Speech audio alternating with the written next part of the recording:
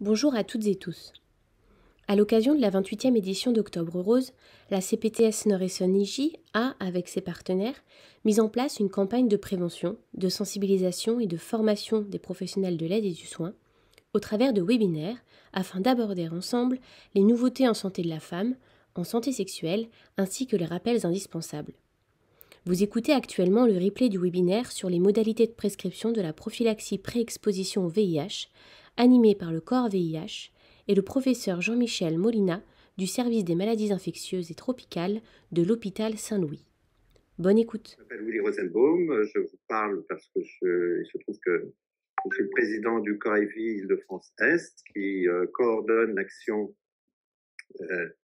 au niveau de l'Île-de-France autour de la prévention de l'infection par le VIH au sein du COREVI, donc Île-de-France-Est. COREVI, c'est, pour ceux qui ne sont pas informés de ce que ça peut être, c'est la coordination régionale de lutte contre le VIH et les IST. En Île-de-France, il y a 5 COREVI, alors que normalement, il y en a un par région, mais compte tenu de la densité de la population, des patients en Île-de-France, il y a 5 COREVI actuellement. Nous travaillons cependant en inter-COREVI sur des grands axes de la lutte contre le VIH, que ce soit le dépistage, la santé sexuelle, l'épidémiologie de l'infection par le VIH, et donc la prévention ou la prise en charge des patients.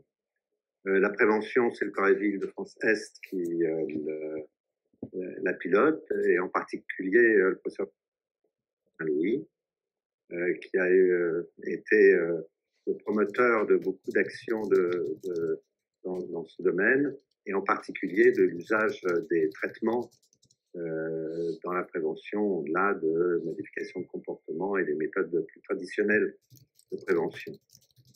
Donc, comme vous le savez, comme on va vous l'exposer, aujourd'hui, il est possible d'utiliser les traitements en prévention pré-exposition, en traitant les patients, puisque le traitement empêche la transmission, que ce soit de la mère à l'enfant et même la transmission sexuelle. C'est même l'outil sans doute le plus efficace. Dépister et traiter est l'un des moyens de contrôler aujourd'hui l'épidémie. Et puis le traitement post-exposition également.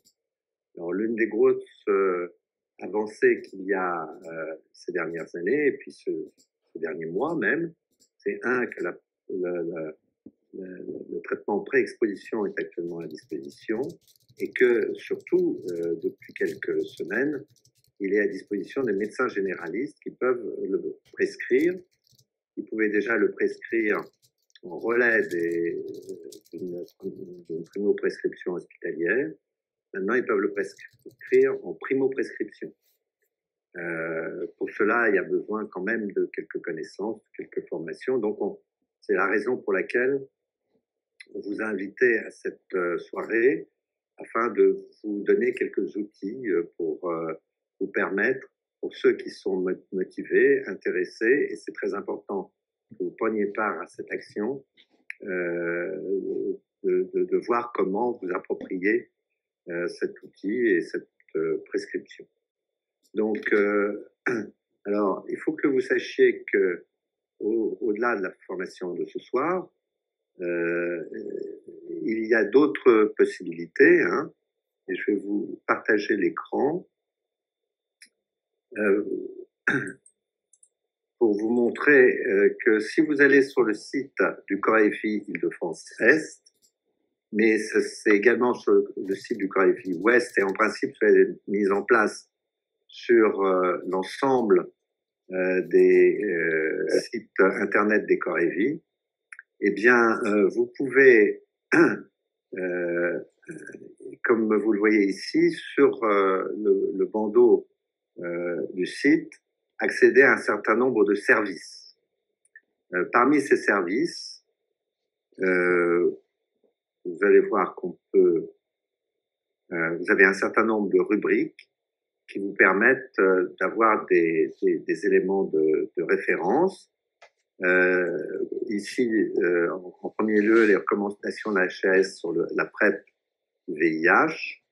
les recommandations du groupe d'experts, un guide de la PrEP de l'association AIDE, et puis les dernières données des prescriptions de PrEP en Ile-de-France que vous pouvez retrouver ici. Donc, pour ceux qui voudront en savoir plus, il y a la possibilité d'aller sur Format PrEP SFLS, qui est un module assez complet. Pour certains, comme vous le voyez ici, trop complet. Il y a plusieurs modules. La PrEP et ses enjeux. La santé sexuelle, puisque bien entendu, à partir du moment où vous allez vous engager dans ce dispositif, eh bien, vous aurez à aborder les problèmes de santé sexuelle, mais également comment se passe une consultation, les étapes en pratique, et puis les outils de prévention diversifiés, et enfin un module sur l'épidémiologie, sur les populations clés, ce qu'on appelle, qui sont prioritaires par rapport à la prescription de la PrEP.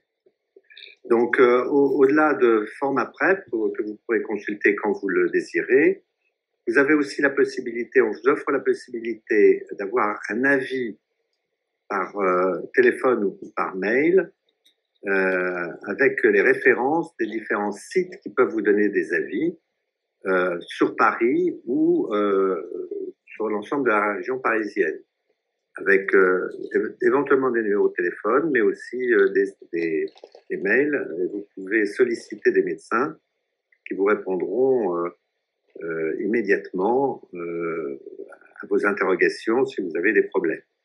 Vous pouvez également avoir des stages de terrain et sur l'ensemble du territoire de l'Île-de-France et à Paris intramuros évidemment, c'est là où l'offre est la plus importante. Il suffit de prendre un rendez-vous sur des créneaux qui sont disponibles dans un des centres qui vous sont proposés sur le site. Donc, vous pouvez solliciter celui qui est le plus proche de votre lieu d'exercice ou de votre domicile et un rendez-vous vous sera donné et vous pourrez donc passer du temps avec des endroits où la PrEP est dispensée depuis déjà pas mal de temps. Donc voilà ce que je voulais vous dire en introduction. Frédéric Goyer de l'ARS, qui est ici, va vous aussi dire quelques mots sur l'importance de votre implication dans cette dispensation de la PrEP. Et puis ensuite, le professeur Jean-Michel Molina de Saint-Louis vous fera un topo. Et enfin, on vous laissera la parole pour toutes les questions qui pourront encore se poser à vous après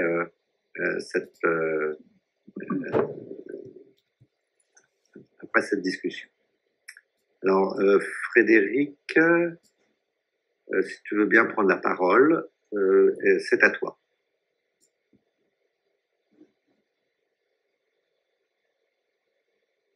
Frédéric? Oui, est-ce que tu m'entends, Willy? Là, je t'entends, on t'entend. Bon, c'est parfait. Écoutez, bonjour, je ne vais pas vous retenir très longtemps avant de rentrer dans le vif du sujet. Donc, je suis le docteur Frédéric Goyer, je suis au sein de l'Agence régionale de santé d'Île-de-France, le référent pour les questions VIH et santé sexuelle. Et je voulais absolument être là à la fois pour vous montrer l'importance que l'ARS attache à tout ce dispositif de déploiement de la PrEP. La PrEP est un outil qui a fait ses preuves et qui est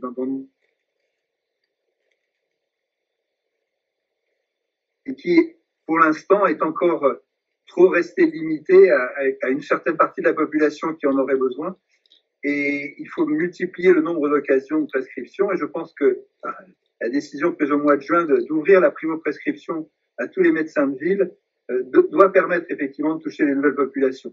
Donc, l'ARS attache une importance toute particulière à ce qui se joue là, à votre engagement, parce que effectivement, aujourd'hui, les consultations hospitalières ou dans les CGID sont très remplies et il faut multiplier les occasions.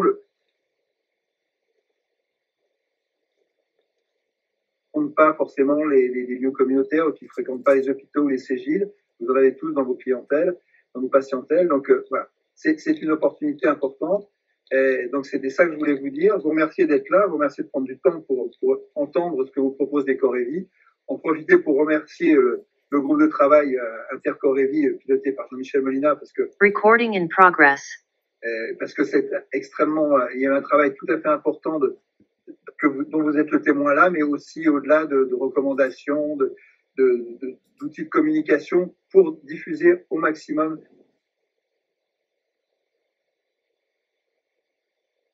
tous et toutes et au Corévis. Je vais en fait vous laisser travailler puis écouter avec intérêt vos questions. Le dispositif démarre, doit se répandre, et je pense que si la PrEP en sus, comme disait Louis Rosenbaum, des autres outils de prévention se répand, on arrivera peut-être enfin à casser le plancher de verre qui fait qu'on n'arrive toujours pas à descendre en dessous des près de 2500 nouveaux cas de VIH en Ile-de-France chaque année. Voilà, la PrEP va nous y aider. Donc, bon travail, et puis je vous écoute avec attention. Merci. Michel, c'est à toi donc. Oui, merci Willy, bonjour à tous. Écoutez, je suis très heureux de vous voir si nombreux ce soir participer à cette réunion qui a pour objet de vous donner un maximum d'informations autour de la PrEP. C'est parti. Donc, je vous ai envoyé dans le chat le lien pour le site internet du Corévis Île-de-France-Est où vous trouverez les informations dont Willy vous a parlé, à la fois des documents, des numéros de téléphone, des adresses e-mail pour demander des avis par téléphone, et puis aussi des emails et téléphones pour prendre rendez-vous éventuellement pour ce qu'on appelle entre guillemets des stages, c'est-à-dire où vous puissiez venir doubler une consultation, voir un petit peu comment ça se passe à l'hôpital ou en Cégide, pour que vous soyez familiarisés avec ces consultations qui sont pas très compliquées, mais c'est bien d'avoir vu une ou deux fois avant de démarrer soi-même. Donc, ce que je vais vous proposer là, c'est dans la demi-heure qui suit un exposé, on va dire assez général sur la PrEP, où en est-on aujourd'hui, et on aura du temps ensuite pour répondre à vos questions. Alors, ça, ce sont mes liens d'intérêt avec l'industrie, en particulier avec Gilead, qui nous a fourni d'ailleurs des médicaments pour les essais cliniques dont je vais vous parler, en sachant qu'aujourd'hui, nous avons un grand nombre de médicaments génériques qui permettent de prescrire la PrEP à moindre coût, j'y reviendrai. Si on regarde un petit peu ce qui se passe au niveau mondial, les données de l'ONU-SIDA et de l'OMS en 2020 rapportaient plus de 37 millions de personnes affectées par le VIH, vivant avec le VIH, et parmi celles-ci, 1,5 million de personnes nouvellement infectées. Alors ça, c'est plutôt bien par rapport à l'année 2010. Il y a une réduction de ces nouvelles contaminations de près de 30%. Et malheureusement, dans la région Europe de l'OMS, il y a plutôt une augmentation du nombre de nouveaux diagnostics. Et ça souligne à quel point il est important d'améliorer la prévention contre le VIH. Alors, quels sont les outils qui sont à notre disposition pour la prévention ? Eh bien, il y a ce que les anglo-saxons appellent ABC, l'abstinence, la fidélité, l'utilisation des préservatifs, dont bien sûr, il faut renforcer l'utilisation car c'est un outil essentiel dans la prévention du VIH et des maladies sexuellement transmissibles. La circoncision masculine a aussi démontré son efficacité en réduisant de près de 60% le risque de transmission du VIH de la femme vers l'homme. Et ça, c'est depuis les années 2005, ce qui fait que nous avons actuellement dans le monde beaucoup de programmes de circoncision qui sont mis en place. Alors, je vois dans le chat, là, quelqu'un a l'air de ne pas bien voir les diapositives. Je ne sais pas si c'est le cas de tous. Donc, voilà, il va y avoir un moyen pour que vous puissiez voir bien les diapositives. Alors, un autre élément, bien sûr, de prévention de la transmission, c'est le traitement des personnes déjà infectées. Et ça, on le sait. Dans les essais, on avait 96% de risque, de diminution du risque lorsqu'une personne séropositive était sous traitement. Et les 4% restants étaient liés à des personnes dont la charge virale n'était pas contrôlée sous traitement. En revanche, chez les personnes dont la charge virale est indétectable, plusieurs études ont montré de façon répétée qu'il n'y avait pas, ni au sein d'un couple hétérosexuel, ni homosexuel, de risque de transmission du VIH. Évidemment, ce n'est valable que si la personne prend bien son traitement et que la charge virale est indétectable, parce que suite à l'arrêt d'un traitement, quelques jours plus tard, 8 à 10 jours plus tard, la charge virale redevient détectable. Donc Ce paramètre-là est bien sûr dépendant de la bonne observance du traitement. Et puis, on a également un certain nombre de données maintenant qui nous démontrent l'intérêt des antirétroviraux en général en prévention. Alors ça date des années 94. On avait pu montrer que chez la femme séropositive, le fait de lui donner une monothérapie à l'époque par l'AZT réduisait des 2/3 le risque qu'elle transmette le virus à son enfant, avec probablement un double mécanisme, à la fois une réduction de la charge virale chez la mère par l'AZT, et puis aussi, comme l'AZT traverse la barrière placentaire, une prévention du nouveau-né, en quelque sorte. Un peu plus tard, dans les années 97, on a démontré également, avec un niveau de preuve un peu plus faible, que la prophylaxie post-exposition, c'est-à-dire le fait de prendre de l'AZT quand on a été exposé à du sang d'une personne contaminée, notamment chez les soignants, les infirmières qui se blessent en faisant une prise de sang, prendre de l'AZT dans les 48 heures suivant la blessure pendant 4 semaines réduisait de 80% le risque de contamination par le VIH chez l'infirmière. Et vous savez qu'aujourd'hui, on préconise bien sûr une trithérapie et plus seulement une monothérapie. C'est donc, vous voyez, un continuum qui fait qu'on arrive à aujourd'hui proposer la PrEP en prophylaxie pré-exposition pour les personnes qui sont séronégatives avant même qu'elles s'exposent au risque de contamination par le VIH. Alors, vous avez peut-être vu dans le métro parisien, il y a 2-3 ans maintenant, ces affiches de l'association AIDE qui faisaient la promotion de la PrEP pour vraiment expliquer pour le public, car le public a une information vraiment limitée sur la PrEP. Il y a peu de campagnes de communication, même il n'y en a pas, de campagnes de communication du gouvernement sur la PrEP comme moyen de prévention. D'ailleurs, il n'y en a même plus pour le préservatif. Et je pense qu'il serait pourtant très utile que on relance des campagnes d'information et de prévention sur le VIH en parlant du préservatif de la PrEP. Alors, qu'est-ce que c'est que la PrEP? Eh bien, c'est la prise d'antirétroviraux que vous démarrez avant l'exposition, donc avant le rapport sexuel, et qu'il faut poursuivre après le rapport pour s'assurer que, effectivement, on ne puisse pas être contaminé. Alors, ça a été bien démontré, l'efficacité de cette PrEP dans le modèle macaque. On connaît le parallèle avec la prophylaxie antibiotique en préopératoire. Et puis, je crois que le meilleur modèle, on va dire, qui se compare assez bien à la PrEP pour le VIH, c'est la protection du paludisme, la prévention du paludisme. On utilise à la fois des moyens mécaniques, les moustiquaires, qu'on pourrait finalement comparer quelque part à un préservatif, et puis des médicaments anti-paludéens qu'on démarre, comme vous le savez, avant d'aller en zone d'endémie, qu'on poursuit pendant qu'on est en zone d'endémie, et qu'on arrête quelques jours après être sorti de la zone d'endémie. Eh bien, avec la PrEP, c'est la même chose.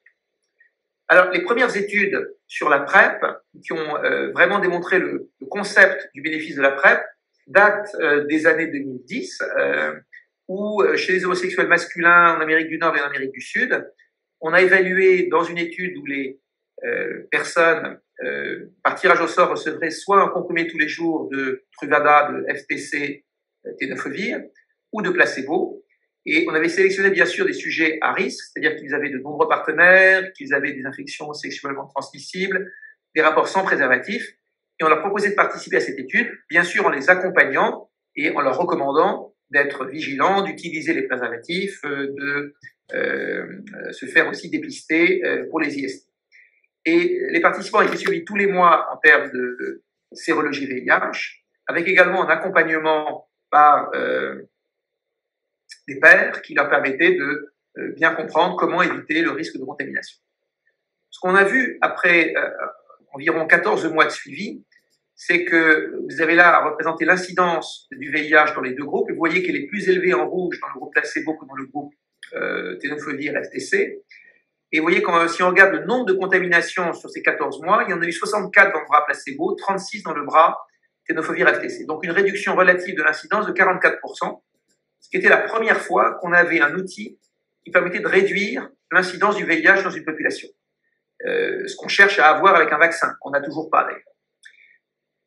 Cette observation était évidemment très intéressante, mais le bénéfice observé était quand même faible, et surtout plus faible que ce qu'on attendait. On attendait au moins 50%, et vous voyez que l'intervalle de confiance de la réduction de l'incidence variait entre 15 et 63%.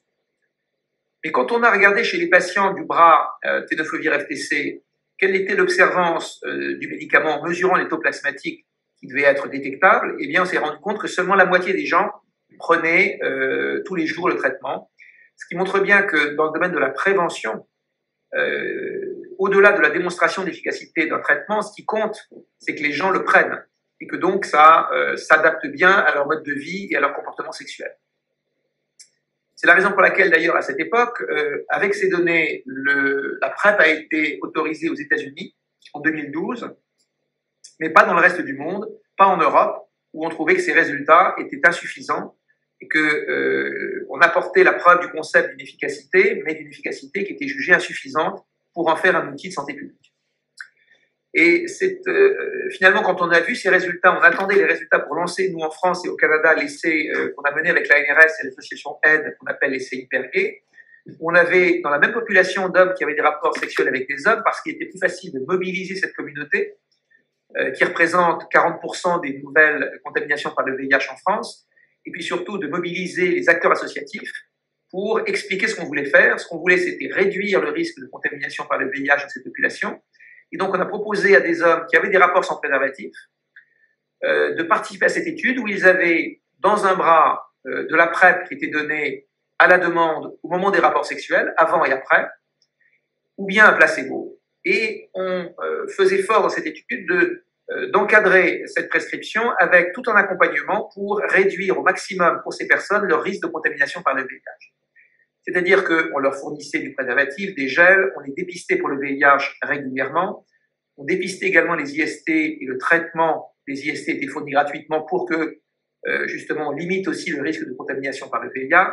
On proposait le traitement post-exposition du VIH, on les vaccinait contre les hépatites. Et bien sûr, il y avait un accompagnement communautaire réalisé par l'association AID pour expliquer aux gens comment prendre la PrEP et puis comment réduire le risque de contamination. Et donc, ce qu'on avait planifié dans cette étude, c'est une réduction.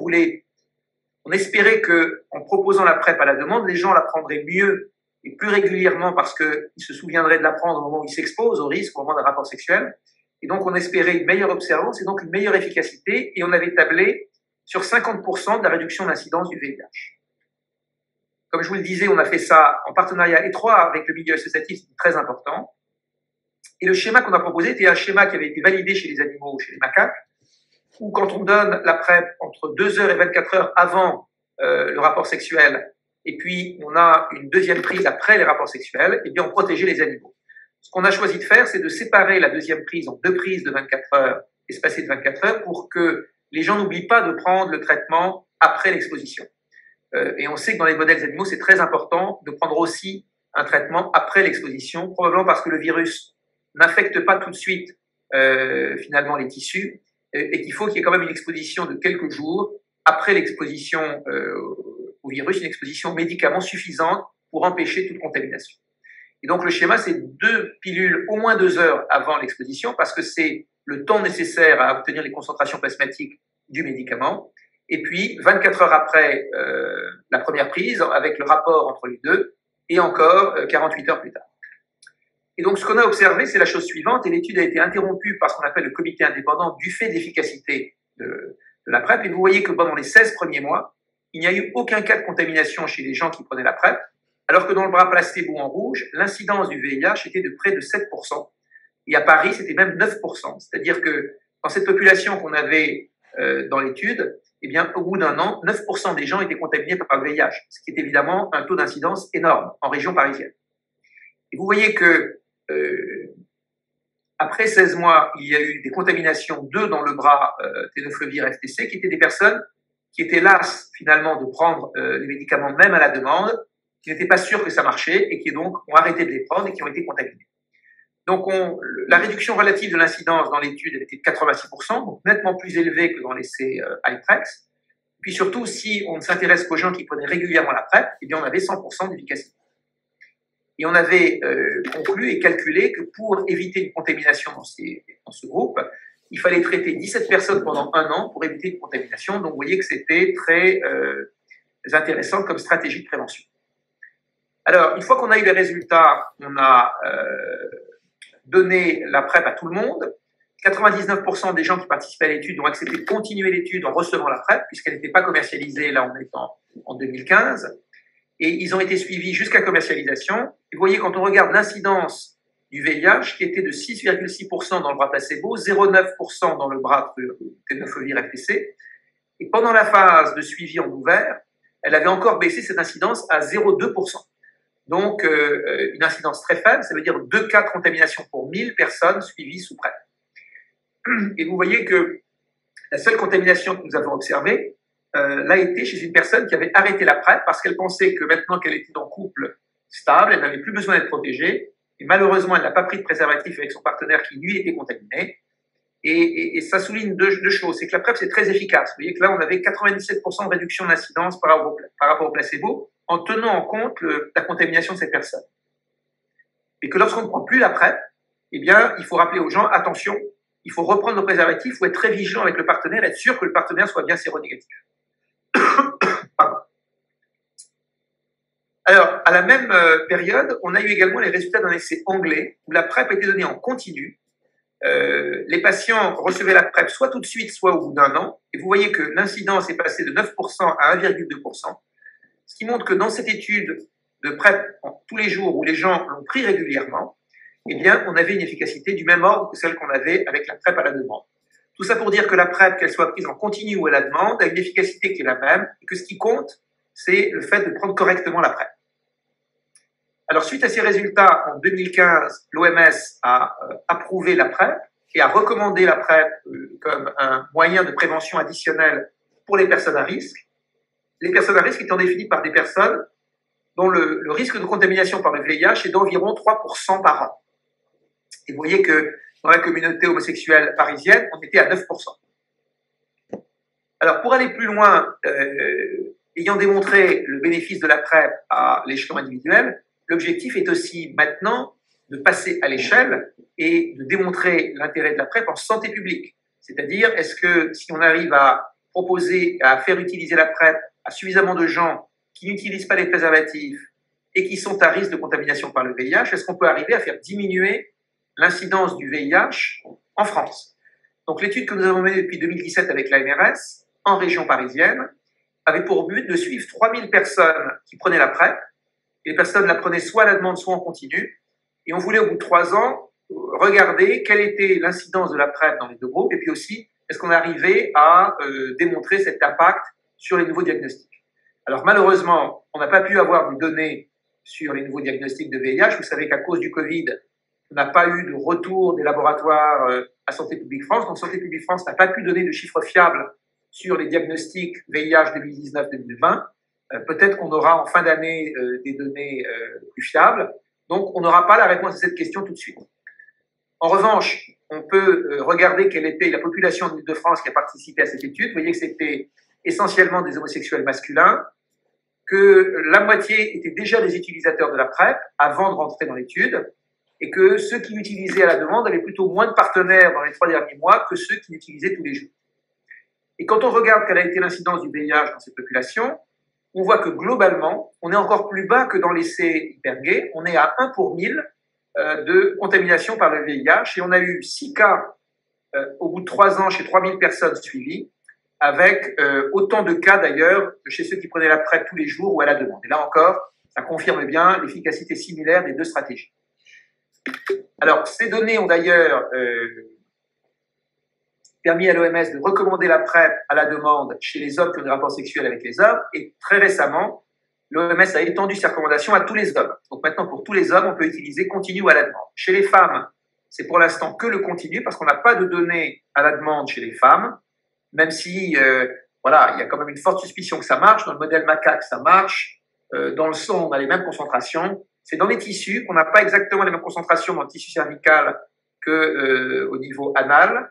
Et donc, voilà, il y a une petite incertitude, et du coup, par prudence, on ne recommande la PrEP chez les femmes que en la prenant tous les jours.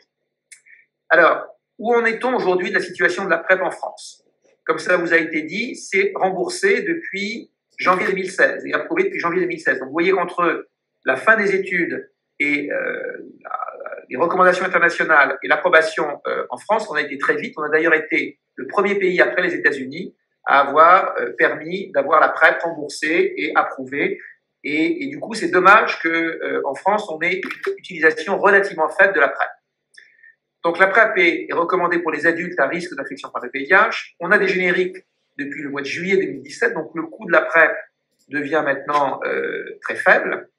Vous savez que les préservatifs sont remboursés et que vous avez, c'est pour ça que nous sommes là ce soir, le passage complet en ville de la PrEP, ce qui fait que ça vous permet d'être un acteur important de la prévention du VIH parce que vous avez la possibilité de prescrire la PrEP et de la suivre.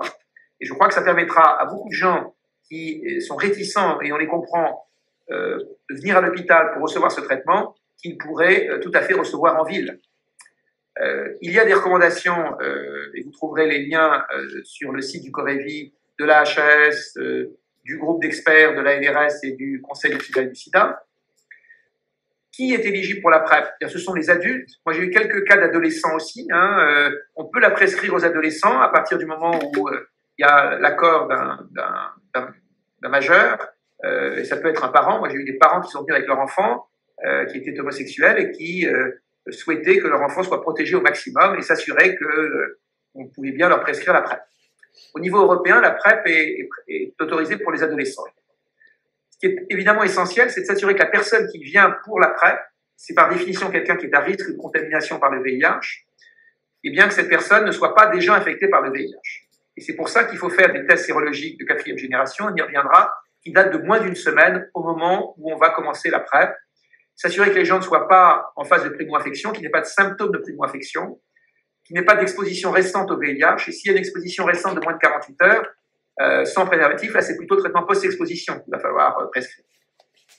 Il faut bien sûr qu'il y ait un risque de contamination par le VIH par voie sexuelle, que ce soit un risque passé ou futur. Si les gens viennent vous voir pour la PrEP, il est possible qu'ils aient décidé de ne plus utiliser le préservatif, alors on peut essayer de les en dissuader, ou bien de faire comme pour certains, ceinture et bretelles, c'est-à-dire préservatif et PrEP, parce que la préservatif, ça peut craquer, que quelquefois on a des rapports avec préservatif et sans, et donc d'avoir les deux est une précaution probablement supplémentaire. Alors, qui sont les personnes à risque de contamination par le VIH par voie sexuelle? Eh bien, ce sont les homosexuels masculins ou les transgenres. Alors, évidemment, ceux qui ont des rapports sans préservatif ou qui ont eu des IST dans le passé ou des traitements post-exposition ou qui prennent également des drogues au moment des rapports sexuels, et ça vaut la peine de les interroger à ce sujet. Et puis alors, au cas par cas, ça peut être une longue liste de personnes, et ça, c'est finalement au médecin de juger qui est à risque. Alors, ça peut être des gens qui sont originaires de régions, de pays de forte prévalence.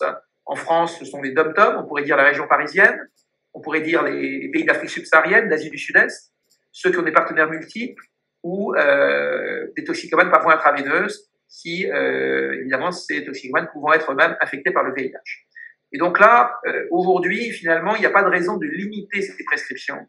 Et on est plutôt à un stade où si on veut avoir une couverture très large, alors il ne s'agit pas de donner la PrEP aux gens qui sont en couple stable, donc partenaires et séronégatifs, ou donc partenaire à une charge virale indétectable sous trithérapie, là, ça n'a pas de sens. Mais dans les autres cas, il faut plutôt être inclusif qu'exclusif. Alors voilà un petit peu ce qui est proposé ou ce qui était proposé par la HAS, qu'il faudrait sûrement réactualiser parce que le médecin traitant à l'époque n'était pas encore un acteur de la prévention. Et vous voyez, des populations à risque, on fait un test VIH, s'il y a des conduites à risque, eh bien, on va consulter pour avoir une prescription. On s'assure qu'il n'y ait pas de grossesse chez les femmes ou d'insuffisance rénale, même si le risque de toxicité rénale est très faible avec le tenofovir, à tel point que l'OMS est en train de retirer le suivi de la créatinine pratiquement de ses recommandations, mais pas encore en France. Et on recommande donc le préservatif ou le Truvada, schéma validé par l'AMM, un comprimé par jour, schéma non validé par l'AMM à la demande. Alors, qu'est-ce que ça veut dire non validé par l'AMM? L'AMM, c'est donné par l'autorité de santé au laboratoire qui en fait la demande. Eh bien, le laboratoire Gilead a fait la demande pour un comprimé par jour, il n'a pas fait la demande pour un traitement à la demande. Quand on prescrit à la demande, on prescrit 2 fois moins de médicaments, on consomme 2 fois moins de médicaments, et donc le laboratoire n'a pas voulu s'embêter avec cette demande. Alors, comment ça se passe en pratique, les consultations de PrEP? Et comme je le disais tout à l'heure, vous êtes les bienvenus dans les différentes consultations qui sont maintenant nombreuses en Ile-de-France, dans les hôpitaux, dans les Cégid. Il faut compter une bonne quarantaine de minutes. Et encore une fois, vous êtes les bienvenus pour venir voir avec nous comment ça se passe. Donc, bien sûr, on évalue les antécédents, les comportements sexuels des personnes. On s'assure qu'ils aient bien un test VIH négatif. On leur envoie d'ailleurs avant la consultation, idéalement, une ordonnance pour qu'ils arrivent avec les résultats des tests. ce qui fait que dès la première consultation, on peut prescrire la PrEP et les gens peuvent repartir avec leur ordonnance. On essaye d'avoir la créatinine avant de commencer et dépister les IST, chlamydia, syphilis, gonocoque, les hépatites, ce qui permet de les vacciner s'ils ne le sont pas. On les examine, on a souvent à la consultation des gens de 30-35 ans pour qui c'est la première consultation avec un médecin et du coup, c'est l'occasion bien de dépister d'autres problèmes de santé et les gens sont finalement heureux de pouvoir voir un médecin et d'être examinés. On explique ce que c'est que la PrEP, on fait une prescription pour 1 mois. Ça, c'est très important de la faire que pour 1 mois, la première prescription, parce que si jamais le test sérologique est pris en défaut et qu'on avait quelqu'un qui était en phase de primo-infection, eh bien, refaire un test 1 mois plus tard permet de rattraper la contamination et de pas attendre 3 mois pour revoir la personne avec une infection par le VIH. Et puis surtout, ça permet d'éviter, si on fait ce test très rapidement, de susciter, de faciliter l'émergence de résistance. Alors c'est vrai que si on a un doute, quand on voit la personne, elle a un test négatif, mais elle vous dit qu'elle a eu des rapports sans préservatif fréquents ces dernières semaines, on peut aussi prescrire un test de PCR pour mesurer la charge virale dans le plasma. Voilà, c'est au cas par cas. C'est l'occasion aussi, cette consultation, de faire le point avec le patient sur sa prise de drogue, de l'adresser en consultation d'addictologie éventuellement, d'évaluer son état psychique. Il y a dans cette population quand même qui prend des risques sur le plan sexuel, ils prennent des risques également par ailleurs, et donc il y a souvent des tentatives de suicide ou des suicides même, et donc une évaluation psychiatrique, psychologique peut être nécessaire, de même qu'une anoscopie pour vérifier qu'il n'y ait pas de lésions anales dysplasiques qui pourraient justifier un traitement. Et puis on planifie les rendez-vous. Ça, c'est un petit tableau pour expliquer que si on prescrit la PrEP à quelqu'un qui est déjà infecté, eh bien, on va sélectionner dans 48% des cas des résistances au traitement. Alors, c'est pas si catastrophique parce que ces résistances, c'est la mutation 184 qui est facilement contournée par les traitements qu'on a aujourd'hui à notre disposition. Mais vous voyez que quand ces séroconversions surviennent à distance de l'initiation, il n'y a pratiquement plus de résistance. Pourquoi? Parce que quand les gens ne prennent pas le traitement alors qu'ils sont suivis sous PrEP et qu'ils sont contaminés, eh bien, ils ne peuvent pas développer de résistance puisque la résistance ne se développe que sous pression de sélection du traitement. Alors, voilà les schémas qui sont présentés. Donc, pour les femmes en haut ou pour toutes les personnes qui le souhaiteraient, le schéma tous les jours, c'est on commence à le prendre tous les jours pendant 7 jours et on considère qu'il faut cette accumulation de traitement pour être protégé en vert à partir du 8e jour. Et quand on arrête, c'est la même chose. Il faut reprendre le traitement pendant 7 jours après le dernier rapport à risque avant de pouvoir arrêter la PrEP si on veut l'arrêter totalement. Chez les hommes, eh bien, on peut faire la prise avec 2 comprimés d'emblée avant le rapport, au moins 2 heures avant, pour laisser le temps d'atteindre ces concentrations plasmatiques suffisantes, mais on peut le prendre 24 heures avant. Et puis ensuite, on va continuer tous les jours, s'il le faut, si on a des rapports sexuels réguliers. Et puis le jour où on va vouloir arrêter les rapports, eh bien, on va continuer avec seulement 2 prises de traitement, comme je vous l'ai montré tout à l'heure sur le schéma. Ce que je vais vous remontrer là, ici, s'il n'y a qu'un seul rapport sexuel dans la prise à la demande, on prend 2 comprimés 2 heures avant, on a le rapport sexuel, 24 heures après, on prend un autre comprimé, 48 heures après. S'il y a des rapports sexuels entre les prises, eh bien, à ce moment-là, il faut rajouter un traitement pour qu'il y ait toujours 2 prises après le dernier rapport. Alors, ce qui est important également, c'est ce qu'on a mis en place dans beaucoup d'hôpitaux et de CGID, c'est de l'accompagnement. Cet accompagnement, dans le cabinet du médecin généraliste, c'est compliqué, sauf si vous avez un interne qui peut vous donner un coup de main, ou peut-être vos assistantes médicales maintenant, qui sont importants, cet accompagnement, pour mieux expliquer en détail avec des manuels, avec des guides. Il y en a certainement qui sont téléchargeables sur des liens qu'on vous a donnés, pour que les gens puissent s'approprier un petit peu la PrEP. On leur envoie même avant la consultation un petit livret explicatif. On réévalue les conduites à risque et puis on aide la personne à répondre à des questions sur la PrEP.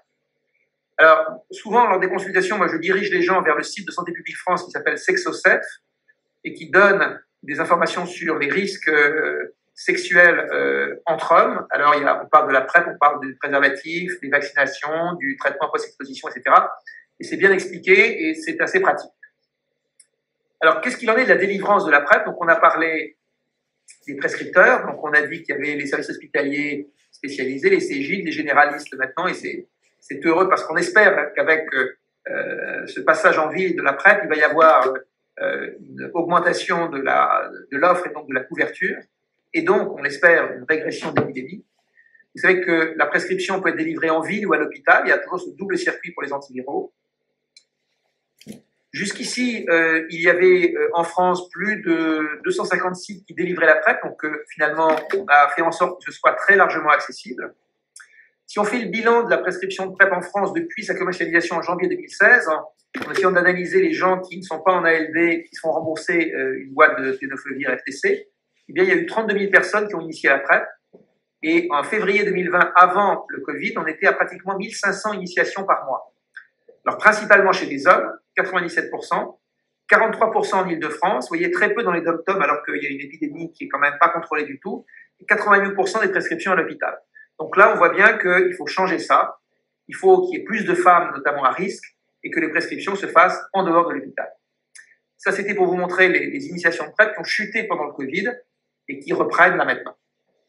Alors, est-ce que la PrEP peut vraiment permettre de contrôler l'épidémie? Alors, si on en croit le docteur Fauci, qui est bien connu maintenant pour son rôle de conseiller les différents présidents des États-Unis sur le Covid, eh bien, pour lui, c'est simple. Pour se débarrasser de l'épidémie du sida aux États-Unis, il faut le traitement comme prévention, c'est-à-dire le traitement des personnes infectées et la PrEP. Pourquoi? Ça ne suffit pas le traitement des personnes infectées parce que pour traiter les personnes infectées et qu'elles ne puissent plus transmettre le virus, encore faut-il les identifier et diagnostiquer l'infection. Or, vous savez qu'on n'arrive pas, avec les tests aujourd'hui, à diagnostiquer les gens en primo-infection facilement. Or, c'est le moment où les gens sont plus contagieux. Et donc, une personne qui est en phase de primo-infection, qui est le plus souvent asymptomatique, pourrait elle-même faire un test qui s'avère négatif, se croire non infectieuse et pourtant, malheureusement, contaminer ses partenaires. C'est pour ça que le partenaire doit prendre la PrEP et que finalement, quel que soit le statut de son autre partenaire, qu'il soit séropositif ou en incubation ou pas, il est protégé. Alors, si on regarde les données sur les cas de diagnostic VIH en Angleterre, vous voyez que chez les homosexuels en bleu, alors que jusqu'en 2015, le nombre de cas restait stable, vous voyez qu'entre 2015 et 2017, en 2 ans, suite à l'introduction de la PrEP, eh bien, il y a eu une chute de 30% du nombre de diagnostics chez les homosexuels masculins. Si on regarde dans le monde quels sont les pays qui prescrivent la PrEP, eh bien, vous voyez que c'est surtout les États-Unis, le Canada, le Brésil, en Amérique. En Europe, la France et la Grande-Bretagne sont les pays où on en prescrit le plus. En Afrique, c'est beaucoup l'Afrique subsaharienne, notamment l'Afrique de l'Est, l'Afrique du Sud, l'Australie, la Thaïlande. Vous voyez que la Chine s'y met aussi, donc c'est quelque chose qui diffuse assez bien, peut-être pas assez vite, mais il y a pour l'instant plus d'1 million de personnes qui en ont reçu. C'est moins que ce qu'on espérait, au moins 3 millions en 2020, mais on a un objectif maintenant qui est à plus de 5 millions de personnes sous PrEP. Alors, qu'est-ce qu'il en est en France? On a les données jusqu'en 2018. Vous voyez qu'en France, en 2018, on avait déjà, après 2 ans, 16% de réduction chez les homosexuels nés en France, alors que chez ceux qui étaient nés à l'étranger en orange, là, vous voyez qu'il y a plutôt une augmentation. Les homosexuels nés à l'étranger ont moins facilement accès à la PrEP. Et si on regarde à Paris, chez les homosexuels nés en France en rouge, on a eu une diminution entre 2015 et 2018 de près de 28%, ce qui est évidemment encourageant et on aurait aimé voir des données comme cela pour la France globalement. On attendra les données de Santé publique France. Si on compare le nombre de diagnostics annuels et le nombre de personnes qui utilisent la PrEP, vous voyez que le ratio en France, il est que de 3 sur 1, alors qu'il est de 5 aux États-Unis, de 13 en Australie, où ils ont pratiquement éliminé le VIH. Mais ils ont une épidémie qui était très concentrée chez les homosexuels masculins. Si en France, on considère qu'il faut traiter 17 personnes pour éviter une contamination et qu'on a 6 000 contaminations, il faudrait arriver à de l'ordre de 100 000 personnes sous PrEP. On en a 20 000 aujourd'hui, 20 à 30 000. Donc vous voyez qu'on n'est pas si loin quand même.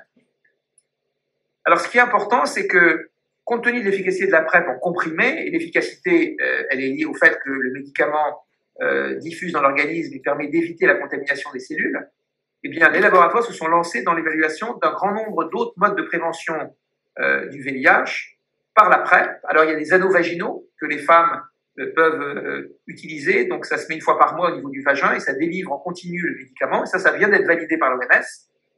Des produits injectables qui vont être autorisés aux États-Unis, bientôt en Europe, une injection intramusculaire tous les 2 mois. Et puis, on va commencer à tester, y compris en France, là, prochainement, des implants, où on espère, avec l'implant, avoir une concentration de médicaments qui va prévenir l'infection pendant au moins 1 an. Donc, vous voyez qu'on se rapproche, finalement, d'un vaccin.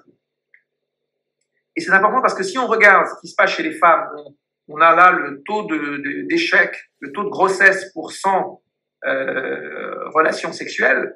Et vous voyez que si on compare l'abstinence et le retrait lors du rapport sexuel, on est à 15% d'échec.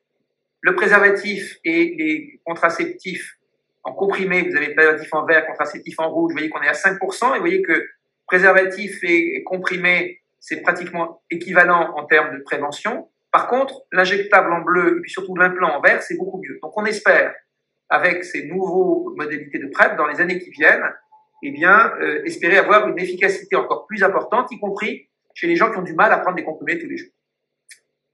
Et voilà les différents médicaments qui sont en cours d'évaluation actuellement, qui seront bientôt commercialisés.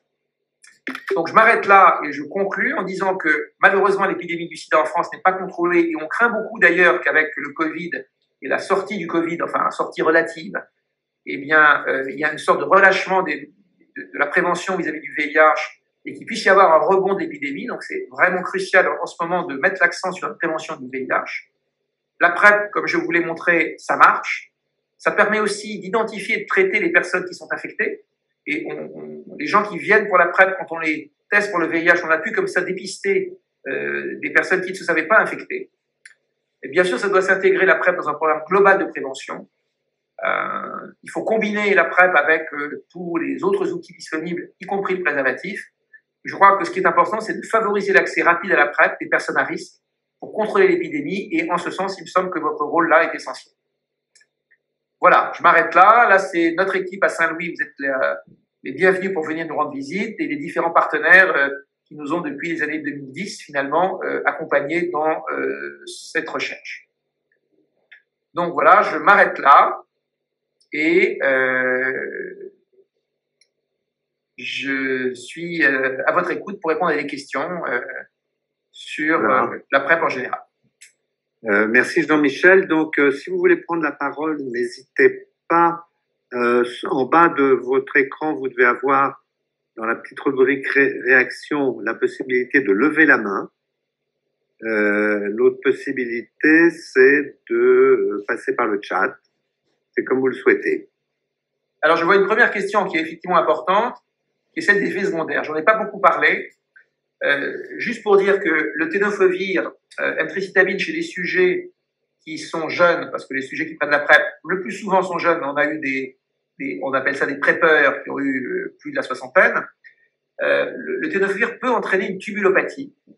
Dans les études qui ont été réalisées, c'est quand même un phénomène exceptionnel, qu'on dépiste par une petite protéinurie, une glycosurie, et parfois une augmentation de la créatinine. Alors c'est vrai que la PrEP est en principe réservée aux gens qui ont une clairance à plus de 60 ml/min.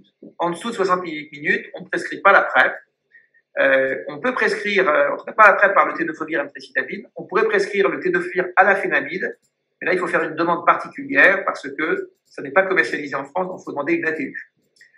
Autrement, comme je vous le disais, on considère que on ne doit pas finalement mettre un frein à la PrEP sur la fonction rénale si on n'a pas la créatinine le jour où la personne vient en consultation, et que il faut quand même la monitorer. Alors on dit au moins à 3 mois. Et puis chez les sujets qui ont une fonction rénale normale, qui ont moins de 50 ans, qui n'ont pas de facteur de risque d'insuffisance rénale, qui ne sont pas diabétiques, hypertendus, 1 fois par an suffit. Dans les autres cas, on peut faire 1 fois tous les 3 mois lors des visites, puisque les visites en consultation ont lieu tous les 3 mois. Donc ça, c'est pour la toxicité rénale, qui est celle qui est la plus crainte, mais qui est en fait exceptionnelle. Un autre effet secondaire, ce sont les troubles digestifs, qui sont par contre plus fréquents, qui sont liés aux médicaments, surtout quand on prend 2 doses à la fois, et qui peuvent être atténués par d'abord l'habitude, et puis aussi la prise du traitement au moment des repas. Donc ça, c'est vrai qu'il faut prévenir les gens qui peuvent avoir un peu de diarrhée, un peu de nausée, que c'est normal, entre guillemets, c'est pas la majorité des gens, ça passe avec le temps, et ça passe en prenant le médicament avec un repas. Et en termes d'effets secondaires, c'est tout.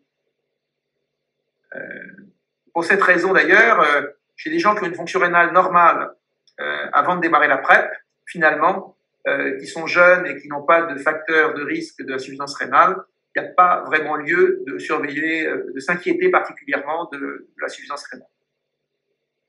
L'avantage de la PrEP aussi, c'est que compte tenu du métabolisme des médicaments, il n'y a pas d'interaction médicamenteuse. Alors, j'ai une question sur les... je lis les questions au fur et à mesure, mais vous pouvez les poser de vive voix aussi. Hein. Les grossesses sous PrEP, pas de problème. La PrEP n'est pas du tout contre-indiquée au cours de la grossesse. Et il est même d'ailleurs conseillé que les femmes enceintes qui ne soient pas séropositives, qui ont un partenaire séropositif, on sait que les femmes peuvent se contaminer pendant la grossesse. Si elles n'utilisent pas de préservatif, eh bien, elles peuvent tout à fait utiliser la PrEP. Il y a même une recommandation de poursuivre la PrEP. Alors, certains parlent d'élévation des transaminases sous PrEP. Bon, ça a été observé.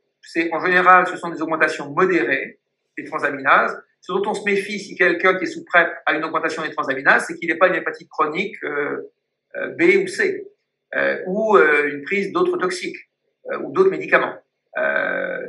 On n'a jamais dû arrêter la PrEP pour une cytolyse hépatique. On a l'expérience maintenant, on suit à Saint-Louis à peu près 4000 personnes qui prennent la PrEP.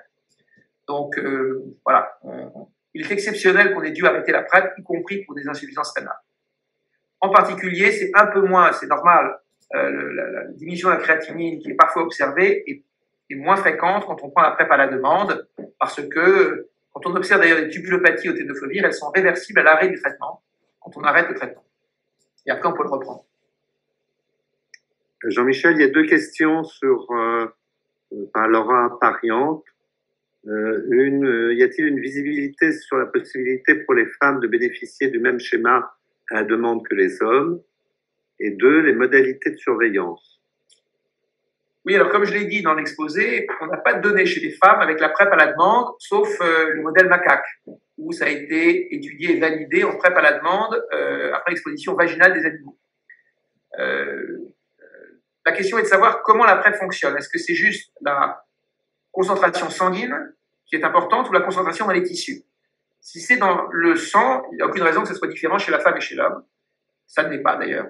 Si c'est dans les tissus, là, il y a une différence de pharmacocinétique puisque le tenofovir diffuse moins bien dans le tissu cervical, donc au niveau du col, qu'au niveau de l'anus et du tissu rectal. Et pour cette raison, et parce qu'on n'est pas sûr que la concentration dans les tissus ne joue pas un rôle protecteur, eh bien, pour l'instant, chez les femmes, ça n'est pas recommandé. Alors, maintenant, ce qu'on peut dire, c'est que si une femme ne prend pas le préservatif, et on a eu ces discussions avec des femmes africaines quand leur mari revient ou part en voyage, et demande à avoir des rapports sans préservatif, pour pas qu'elle soit éventuellement obligée de prendre la PrEP tout le temps, il vaut mieux qu'elle la prenne à la demande que pas du tout. Je ne sais pas si ça fonctionne aussi bien que chez l'homme, la PrEP à la demande chez les femmes, mais ça doit fonctionner quand même un peu. Alors, je ne dis pas qu'il faut le faire, on n'a pas de données là-dessus, ça n'est pas recommandé, et c'est probablement mieux de le faire que de ne pas prendre de PrEP. Il y a une question sur les modalités de surveillance. Ouais. Alors, les modalités de surveillance, je dirais que dans la surveillance, finalement, on en arrive à pas tellement surveiller le VIH, mais plutôt ce qu'il y a autour, c'est-à-dire la prise de drogue, les IST, la vaccination des hépatites, le reste. Pour ce qui est de la surveillance du VIH, ce qui est évidemment indispensable, c'est un test de VIH tous les 3 mois qui conditionne le renouvellement de la prescription. Et ce test, à chaque fois, doit être daté de moins d'1 semaine. Et puis, idéalement, et en fonction du terrain, une mesure de la créatinine, éventuellement des transaminases, qui est en fait plutôt un marqueur de recherche d'hépatite, une co-infection par le virus des hépatites, plutôt que d'évaluer la tolérance hépatique du traitement. Donc c'est ça, la surveillance minimum. Donc c'est plutôt la prescription de tests pour les IST, elle est en fonction de l'activité sexuelle des gens. Ça peut être tous les 3 mois qu'on fait des dépistages dans la gorge, dans l'anus, dans les urines, pour les chlamydia, les gonocoques, la sérologie de la syphilis, et les hépatites. Si les personnes prennent de la cocaïne inhalée, il faudra dépister aussi les hépatites. Ou si les gens font ce qu'on appelle le SLAB, c'est-à-dire qu'ils s'injectent les drogues par intraveineuse, il faudra aussi dépister l'hépatite C ou les hépatites, ou les autres hépatites, et sûrement vacciner les gens qui ne le seraient pas contre l'hépatite B, contre l'hépatite A.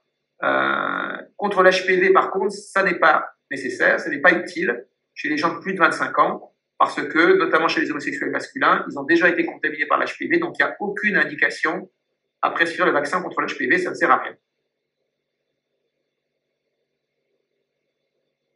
Voilà, là je vois le phosphore, tout ça, non, ça n'a aucun intérêt. Ça n'a aucun intérêt, ça ne peut être qu'un facteur de confusion et qui va vous amener à arrêter le traitement alors que ça ne le justifie pas. Alors, les hépatites A en cours de PrEP, oui, quand ça survient, en principe, ça ne devrait pas parce qu'on aurait dû vacciner les gens avant. Donc, il n'y a aucune raison. Alors, le tenofovir et l'emtricitabine, c'est aussi un très bon traitement d'hépatite B. Donc, en principe, les gens pas vaccinés qui prennent le traitement doivent être protégés contre l'hépatite B. Mais la règle, c'est plutôt de vacciner les gens contre l'hépatite B et l'hépatite A au moment où on les prend en charge pour un suivi de PrEP. Oui, bonjour. Je me permets de prendre la parole. Je voulais juste une petite précision parce que vous avez dit que l'AMM n'était que pour la prescription d'un comprimé par jour en continu. Mais du coup, en pratique, si la personne en face de nous souhaite une prise discontinue, on lui prescrit quand même un comprimé par jour et on lui donne le schéma à côté. Oui, tout à fait, c'est plus pratique. C'est ce qu'on fait, c'est-à-dire qu'on lui donne une ordonnance renouvelable pour 3 mois, puisque le plus souvent, vous allez le revoir tous les 3 mois. Et le plus simple, c'est que sur l'ordonnance, ça soit marqué un comprimé par jour. Ou alors, vous pouvez marquer prise à la demande. Et après, le pharmacien pourra lui expliquer. Les pharmaciens sont bien sûr des partenaires très importants dans la prescription de la PrEP, et la plupart d'entre eux sont déjà familiarisés avec la PrEP depuis quelques années. Donc, le pharmacien peut aussi fournir des conseils. Moi, pour la prescription, je fais toujours un courrier par jour et j'explique à la personne comment la prendre. C'est plus simple, voilà, je trouve. Mais après, libre à vous de le marquer à la demande, mais c'est long à écrire. Oui, mais c'est surtout que si on est hors AMM, la personne risque de ne pas bénéficier du remboursement. Pas du tout, puisque c'est dans les recommandations françaises et la recommandation de la HAS. Donc, il n'y a aucun risque de ce côté-là. Merci.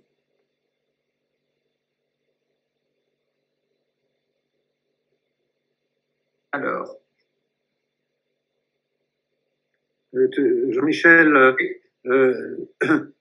il faut peut-être préciser pour ceux qui ont une hépatite B active, qui sont porteurs chroniques d'hépatite B, il faut donner un schéma permanent.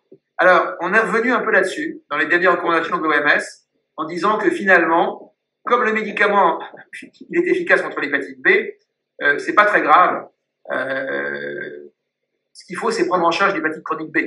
Et finalement, il n'y a pas de contre-indication à donner la PrEP à la demande. C'est que simplement, c'est pas logique, puisque on devrait donner un traitement continu. Mais c'est pas grave de donner la PrEP à la demande. Il faut simplement, après, prendre en charge l'hépatite B et savoir s'il y a une indication à un traitement d'hépatite B. Il y a un certain nombre de personnes qui ont une hépatite B qui n'ont pas d'indication au traitement. Donc, voilà. Aujourd'hui, l'OMS est revenu là-dessus en disant que ça devait plus être une contre-indication pour que, justement, on favorise l'utilisation de la PrEP. L'intérêt d'avoir à la demande ou en continu, c'est que ça donne aux gens plus de choix et plus d'options.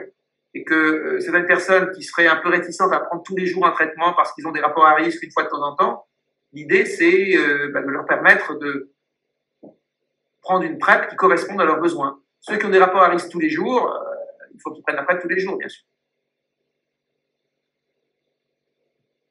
Et bien sûr, là, on a parlé beaucoup des homosexuels masculins. L'enjeu des années à venir, c'est que on favorise l'utilisation de la PrEP également dans les populations, encore une fois, qui ne souhaitent pas utiliser le préservatif et qui ont pourtant un risque de contamination par le VIH, notamment les populations, on va dire, qui sont dans les dom-toms, d'Afrique subsaharienne, ou qui sont dans des communautés où le virus circule. Et on a là les mêmes débats qu'on a pu avoir avec la pilule dans les années 70. Et je crois qu'il faut sortir de la stigmatisation aussi que peut représenter pour certains la prise de PrEP. C'est pas forcément des gens qui ont une vie sexuelle, on va dire, débridée qui prennent la PrEP. Ce sont des gens qui veulent se protéger du VIH. Et je crois que c'est très bien et qu'il faut les encourager et les accompagner. Alors, je rebondis sur ce que vous avez dit. Ça veut dire que à quelle personne en fait on va le proposer? On va ouvrir la discussion sur quel type de patient? Est-ce qu'à chaque jeune que l'on croise, à qui on parle de prévention, de protection, on évoque la PrEP, ou est-ce qu'il faut cibler un peu plus finement? Écoutez, je pense que vous avez raison, ça c'est une question délicate, parce que vous allez être dans une situation différente de la nôtre à l'hôpital. À l'hôpital, nous avons des consultations PrEP. Les gens qui viennent, ils viennent chercher la PrEP. Vous, c'est différent et c'est justement très complémentaire puisque vous allez être en amont. Vous allez faire de l'information. Et je pense que faire de l'information sur la PrEP, que les gens sachent que ça existe, ça peut déjà être très utile. Si c'est pas pour eux, c'est peut-être pour leur leur relation sociale, leur réseau social. Et je pense que c'est à vous d'évaluer jusqu'où vous pouvez aller dans la discussion. C'est vrai que si quelqu'un est un homme gay, là, je dirais qu'il y a vraiment besoin d'une discussion approfondie. Je crois que ça dépend un petit peu du type de personne que vous avez. Si c'est quelqu'un qui a des partenaires multiples, qui a des IST. Et je crois que la PrEP, comme la prévention du VIH, doit s'intégrer dans une discussion globale sur la santé sexuelle. C'est-à-dire, pas seulement parler que du VIH, mais plutôt c'est le VIH au sein des IST. C'est-à-dire, si vous avez des partenaires multiples, est-ce que vous mettez le préservatif? Sinon, savez-vous que vous avez des risques d'IST? Est-ce que vous avez été déjà dépisté? Et pour le VIH, savez-vous qu'il existe des moyens de se protéger du VIH à côté du préservatif? Voilà, je dirais, ça permet d'ouvrir la discussion sur les comportements sexuels des gens. Pas toujours facile, parce que je sais que vous êtes aussi très pris, voilà, votre disponibilité elle n'est pas extensible, et donc je pense que ça peut être au cas par cas que vous pouvez avoir le temps ou pas le temps d'aborder cette discussion. D'accord, merci. Alors, on me dit quel est le coût pour le patient. Le coût du traitement, c'est 0. Il ne paye rien. Par contre, il a un petit coût sur les tests et notamment les dépistages des IST, où ça n'est remboursé qu'à 60% par la sécurité sociale, à moins que la personne aille faire ses tests en Cégide. Mais là, il faut qu'il fasse la queue. Sinon, c'est le test de dépistage des IST. La sérologie VIH, ça coûte 3 fois rien. Donc, voilà. Alors, oui, alors je ne sais pas si vous avez des questions. Alors, il n'y a pas de remboursement pour les total pour les tests sur les IST, c'est en discussion. Il y a forcément un reste à charge pour les patients qui est variable. Alors, il y a des laboratoires qui font des prix,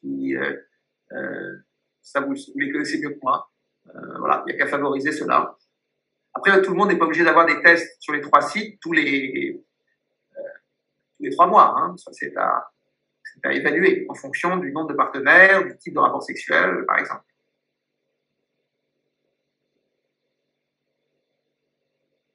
Les gens peuvent aussi aller faire leurs tests en Cégide, où là, ça sera gratuit. Je regarde ce qu'il y a d'autre comme question.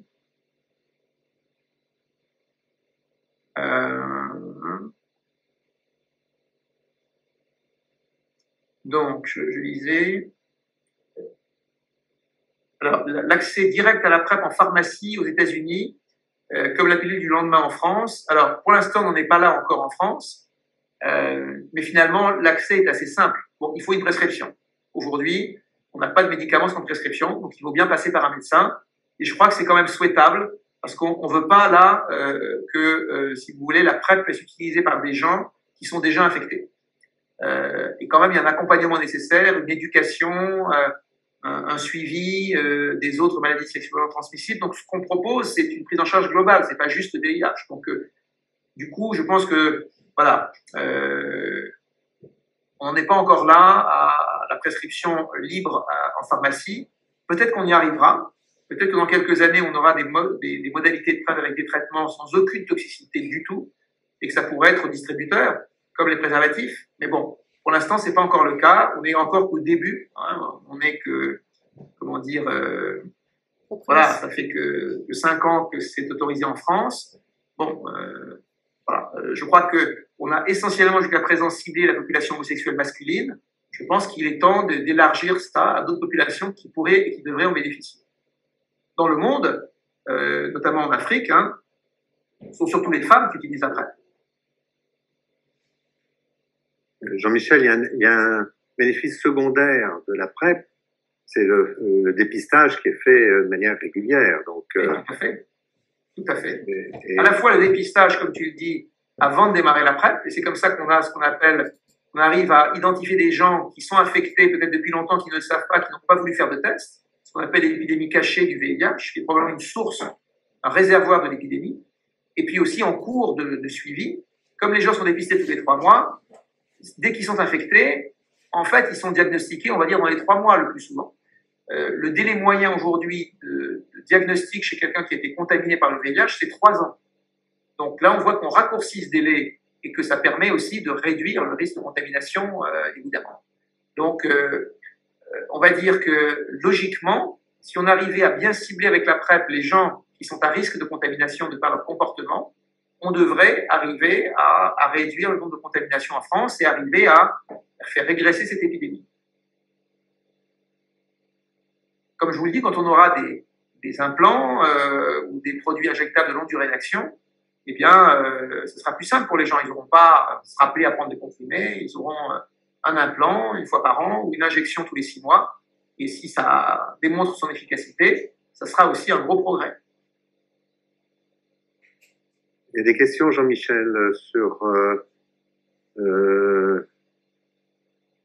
les adolescents à partir de quel âge? Oui, alors je ne sais plus très bien quelle est la définition d'un adolescent. 15 ans. D'accord. Donc je dirais que si c'est un adolescent qui a des rapports sexuels à risque, il n'y a pas de raison qu'on l'empêche d'avoir la PrEP. Le Truvada est utilisé chez les enfants pour le traitement de l'infection par le VIH. Donc c'est un médicament qui est très bien toléré. Donc il n'y a pas de contre-indication, au contraire. Après, c'est une question bien sûr de bon sens de le prescrire. Je crois qu'aujourd'hui, il y a même un gros déficit d'information des gens. Je le vois bien avec mes enfants.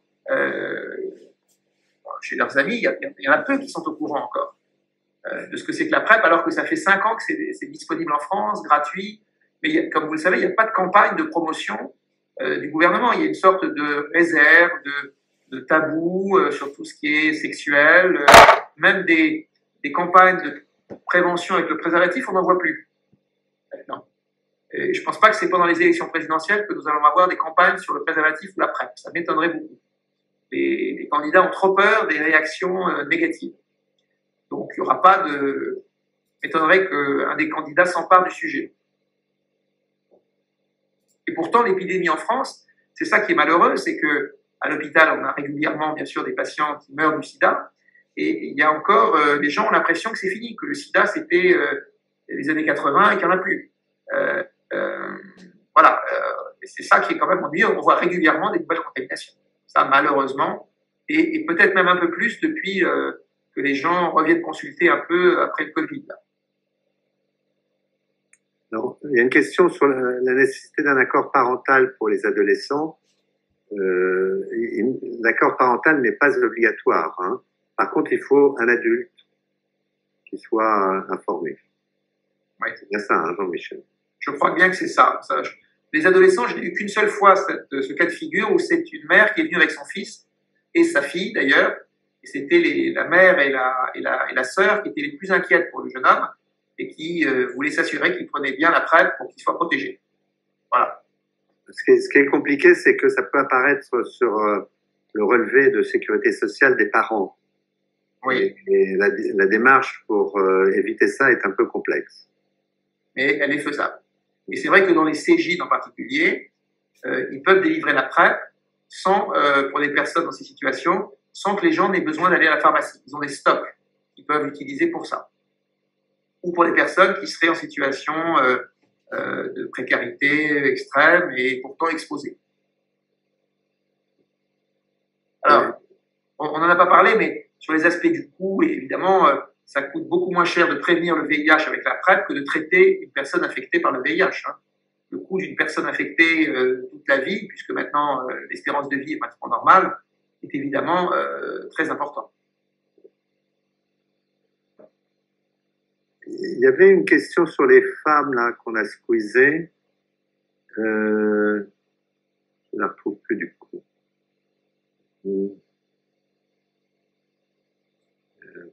Pardon, je ne la retrouve plus. Oui, c'est des femmes qui voient leur mari revenir au pays et qui sont inquiètes. Est-ce que c'est une bonne indication? Je crois, oui. Je crois même que c'est une forte indication. On avait fait des études dans les salons de coiffure africains et les femmes étaient très intéressées. La difficulté, c'est qu'elles viennent consulter à l'hôpital, pas évident, quoi. C'est plus facile chez le médecin.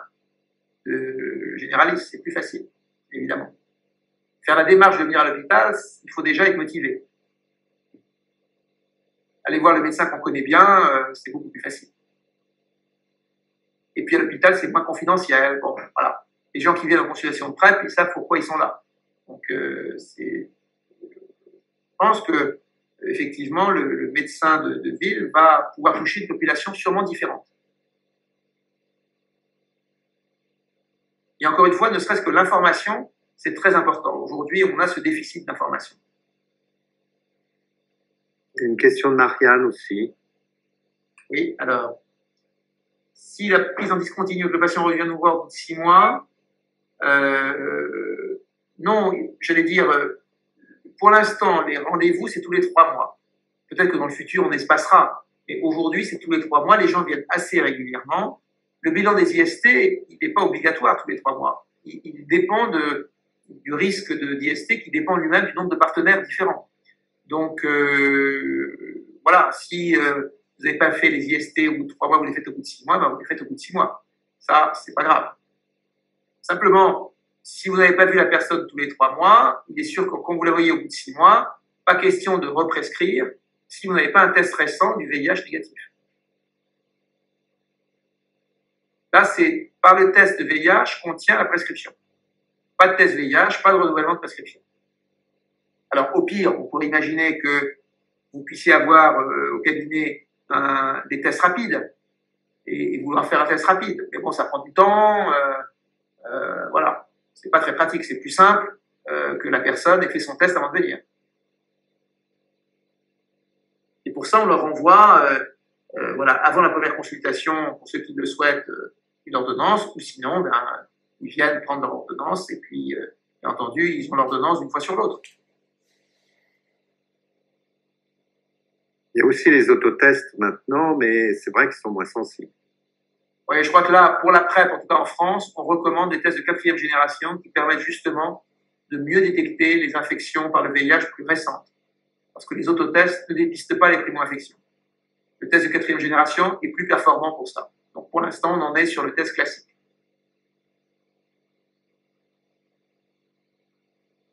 Alors, augmentation des IST sous PrEP. Bon, là, c'est la question des détracteurs, on va dire, de la PrEP, pas seulement.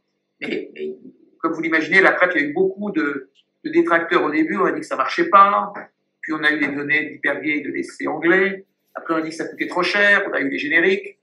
Puis on a l'impact sur finalement les études de coût-efficacité.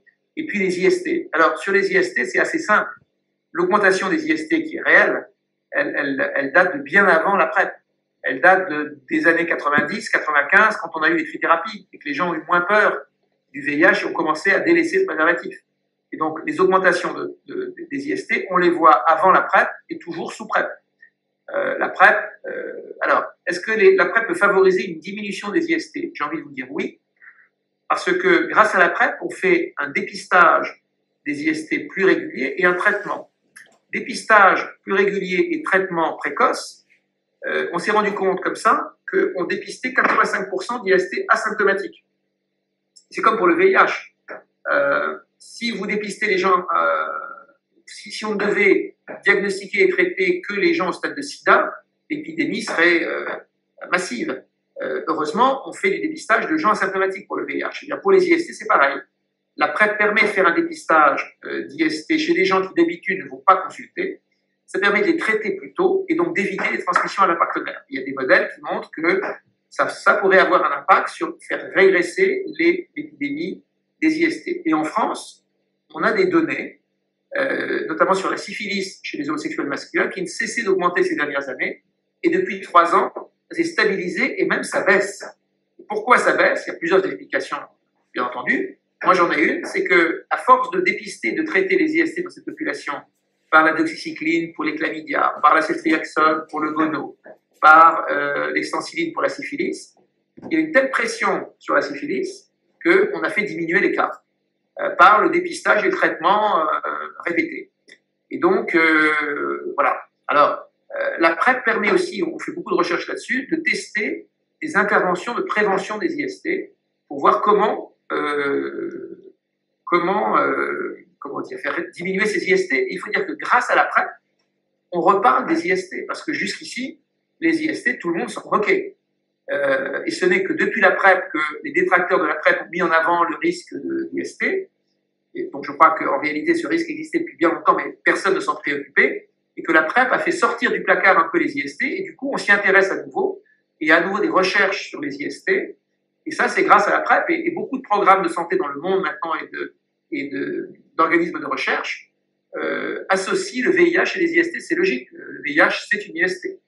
Donc du coup on met un peu plus l'accent sur ce phénomène des IST, et moi j'ai appris et j'ai découvert les IST avec la PrEP. Je ne les connaissais pas et je n'imaginais pas qu'il y ait autant d'IST asymptomatiques. Et on peut comprendre facilement que si les gens ont des IST qu'elles ne sont pas dépistées, ils continuent à avoir des rapports sans préservatif, là, ils vont disséminer les IST. Que de les dépister et de les traiter, parce que les IST au moins ça guérit, eh bien on doit pouvoir là être efficace.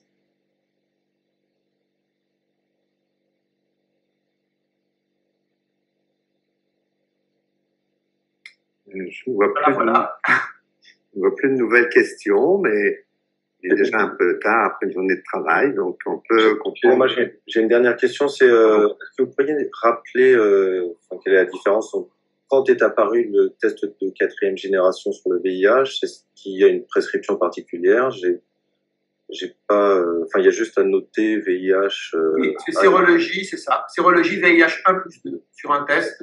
Et c'est forcément le test de 4e génération qui est fait en France. Okay.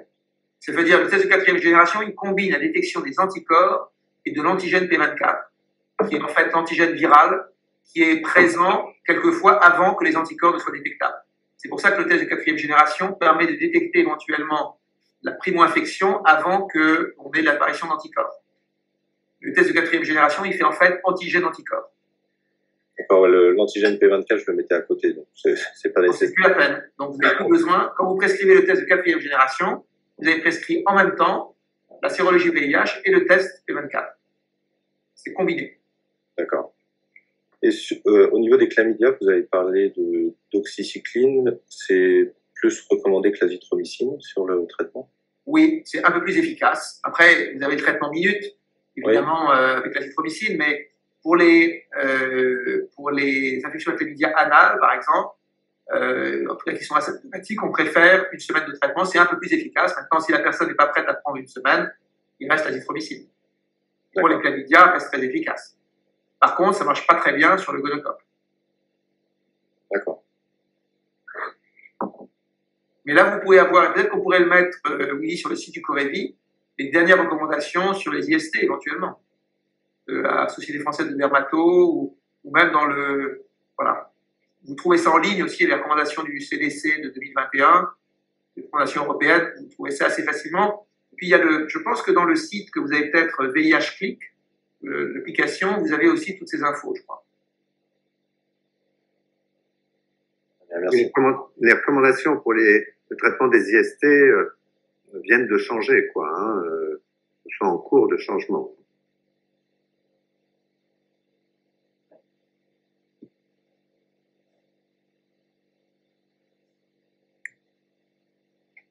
Est-ce que vos esprits sont remplis de satisfaction de ce qui a été fait? Voilà. De toute façon, encore une fois, vous avez la possibilité d'approfondir encore vos connaissances en allant sur le format PrEP. Vous avez les liens sur le site des Corévi. Vous pouvez nous contacter sur tous les numéros qu'on vous signale sur le site. Vous pouvez prendre rendez-vous si vous voulez en savoir plus avec l'un des sites qui offre des stages entre guillemets. Et puis voilà, on est à votre disposition pour répondre à toutes les questions. Je voulais remercier toutes les personnes qui ont participé aux réunions en Intercorévi. Je voudrais aussi remercier Anastasia Sarkis qui a organisé tout ça. Et bien entendu Jean-Michel qui est un promoteur de cette nouvelle stratégie pleine de succès. Et grâce à vous, en tout cas, elle pourra être étendue à une dimension significative et nécessaire. Bon courage, en tout cas. Merci Willy. En tout cas, ce que je peux rajouter, c'est que c'est c'est sympathique de faire ces consultations parce que les gens sont contents de pouvoir bénéficier de cette prévention et d'être pris en charge. Et donc, c'est vraiment très plaisant. Je dirais que ça change des consultations habituelles. Donc, c'est, voilà, c'est, du coup, je pense que vous y trouverez beaucoup j'espère, vous aurez beaucoup de plaisir à réaliser ces consultations. Alors, il est possible que sur les sujets de santé sexuelle, auxquels les Corevis sont chargés d'essayer d'apporter un peu de promotion, nous vous sollicitions, enfin, nous puissions vous proposer encore d'autres formats un petit peu sur le même type que celui de ce soir. Donc, comme nous avons vos coordonnées, il est possible que nous puissions vous envoyer des informations ou vous ressolliciter pour d'autres formations autour de la santé sexuelle, si vous en êtes d'accord, bien entendu, si vous êtes intéressé. En tout cas, bonne soirée à tout le monde et merci de votre présence. Et bon courage pour la suite. On compte sur vous. Merci, au revoir. Au revoir. Au revoir.